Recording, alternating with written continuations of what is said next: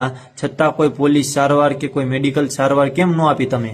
અને આવી રીતે અમારા પરિવારને હેરાન કરતા હતા. બાકી રહ્યું તો તમે ગેરકાયદેસર વ્યાજનો ધંધો કરતા ભોલુભાઈને પૈસાના જોરથી તમે પહેલા અમારી ખોટી એફઆઈઆર લઈને અમારા પરિવાર વિરુદ્ધના ખોટી કલમો લગાડી દીધી. જ્યારે કેવા ખાतिर કે અમારા મોડી ફરિયાદને લઈને તમે સામાન્ય કલમો લગાડીને ગુનો દાખલ કરી દીધો. જે આ ગુનામાં હજી ભોલુની ધરપકડ હજી કરવામાં આવી નથી. કેમ? જે મા બાપે 19-20 વર્ષની ઉંમરે પોતાના બંને દીકરાને એક સાથે ફોજમાં જવા દીધા હોય, અમે અહીંયા માઇનસ તાપમાનની ડિગ્રીએ જીવ જોખમ લઈને અમે દેશની સરહદ સાચવીને બેઠા છીએ, તો અમારી પરિવાર તથા અમારી બેન સાથે તમારું આવું કેમ વર્તન? અમે દેશની રક્ષા કરીએ તો અમારા પરિવારની સુરક્ષા કે સલામતની જવાબદારી પોલીસ તંત્ર તમારી છે. તો તમે અમારા પરિવારને સુરક્ષાની કે મદદની વાત તો અલગની વાત છે, તમે અમારા પરિવારની સાચી ફરિયાદ પણ નથી નોંધી. આમાં સામાન્ય પબ્લિકને તો પોલીસ તંત્ર પાસે શેની અપેક્ષા રાખવી? અમારી સિવાય પણ અનેક એવા ગુનાહિત ઇતિહાસ ધરાવતો વ્યક્તિ તો આ ભોલો છે, જેને આખા ગામમાં ત્રાસ છે. તો હું આખું ઘોઘા રોડ પોલીસ સ્ટેશન હું પૈસાથી જ ચાલે છે? મેં કીધું એ પ્રમાણેની બધી જ ઘટના પોલીસ સ્ટેશનના દવાખાનાના કેમેરામાં આવેલા છે.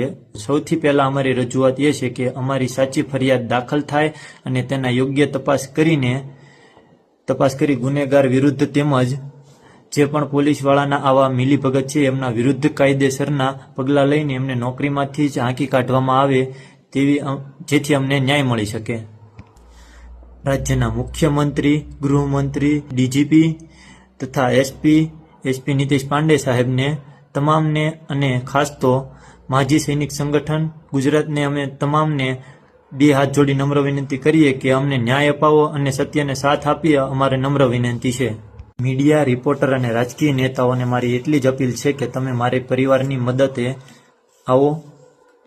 અમે બંને ભાઈ આમ ઘરથી દૂર ભારતીય સેનામાં ફરજ બજાવીએ છીએ, ત્યારે અમારે તમારા સાથની જરૂર છે.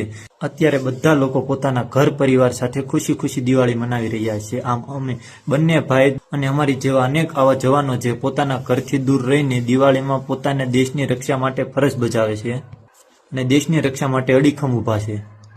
તો શું આ વાતનો જરીકે વિચાર ન આવ્યો પોલીસ તંત્રને? મને વાત કરતા તો ખૂબ જ દુઃખદ થાય છે કે તમારી બેદરકારીના લીધે હાલ મારા પરિવાર, મારા પપ્પા, મારી બેન, મારા કાકી હાલ અત્યારે મજબૂર થઈને જેલમાં દિવાળી ઉજવી રહ્યા છે. અમારી મદદ માટે તમે 97 25 74 58 પર કોન્ટેક્ટ કરી શકો છો.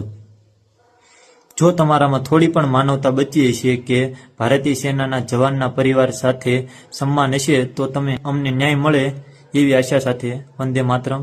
ભારત માતા કી જય.